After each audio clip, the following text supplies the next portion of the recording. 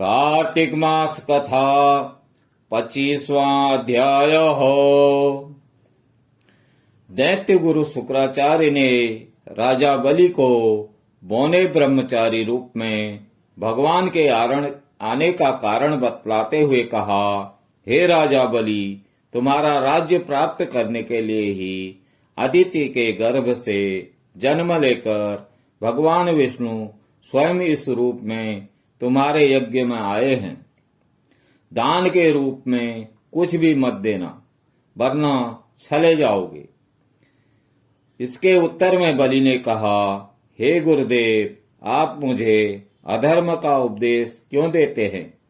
घर आए याचक को दान न देना अधर्माचरण नहीं तो और क्या है? यदि विष्णु भगवान स्वयं याचक बनकर मेरे द्वार पर आए हैं तो इससे बढ़कर मेरे लिए सौभाग्य की और क्या बात हो सकती है। मैं जितने यज्ञ आदि करता हूँ वह सभी भगवान विष्णु को प्रसन्न करने के लिए ही करता हूँ। अतः बटुक रूप में वे जो कुछ मांगेंगे मैं अवश्य दूंगा। शुक्राचार्य और बलि में अभी वार्ता चली रही थी कि वामन भगवान राजा बलि के यज्ञ मंडप में आ गए। बलि ने अर्घादि देकर उनका यथोचित आदर सत्कार किया, फिर हाथ जोड़कर बोला, हे नाथ, आपके दर्शन पाकर मैं कृतार्थ हो गया। अब आज्ञा दीजिए कि मैं आपकी क्या सेवा करूं। तब भगवान ने कहा, हे राजन, तप करने के लिए हमको 3 पग भूमि चाहिए। यह सुनकर राजा बलि ने हंसकर कहा, हे बटुक, तुमने यह क्या मांगा?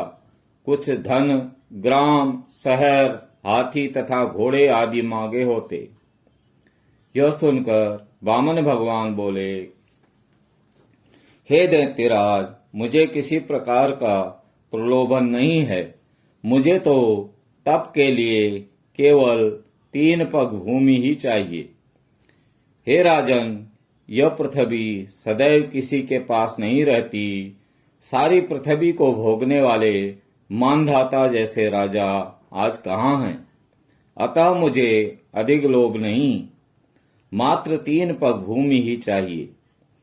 चंचल लक्ष्मी को यज्ञ और दान आदि में लगाकर तुम्हारी तरह जो अपना मार्ग सुधारते हैं वे धन्य हैं। भूमि दान से उत्तम न कोई दान हुआ है, न ही आगे कोई होगा। अतः हे दानवीर राजा, मुझे मात्र 3 पग भूमि दे दीजिए। भगवान विष्णु ने राजा बलि को समझाते हुए आगे कहा, हे राजा बलि, इस संबंध में मैं तुम्हें एक प्राचीन इतिहास सुनाता हूँ। ध्यान पूर्वक सुनो। पहले ब्रह्मा कल्प में भद्रमती नाम का एक दरिद्र ब्राह्मण रहता था। उसके श्रुता, सिंधु, यशोमती, शोभा, कामनी तथा मालिनी नामक 6 स्त्रियां तथा अनेक पुत्र थे। जब दरिद्रता के कारण सभी भूख से अत्यंत दुखी हो गए, तब वह ब्राह्मण सकुटुंब कौशाम्बी नामक नगरी में चला गया। वहां जाकर भद्रमती ने सुघोष नामक एक धनी ब्राह्मण से 5 पग भूमि मांगी, जो उसने दे दी।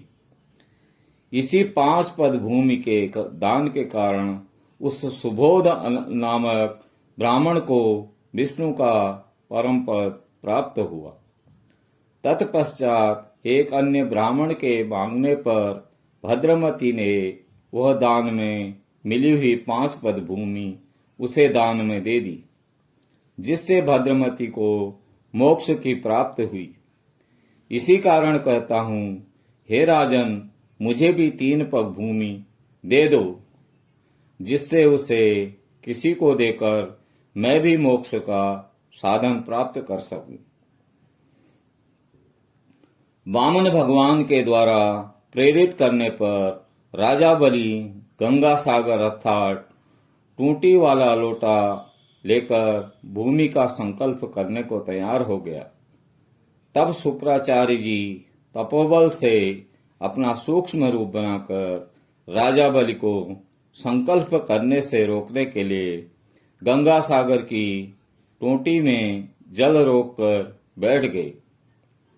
वामन भगवान शुक्राचार्य की इस चाल को जान गए, अतः उन्होंने एक तेज नोक वाली कुसा लेकर लोटे की टोटी के छिद्र में डाल दी।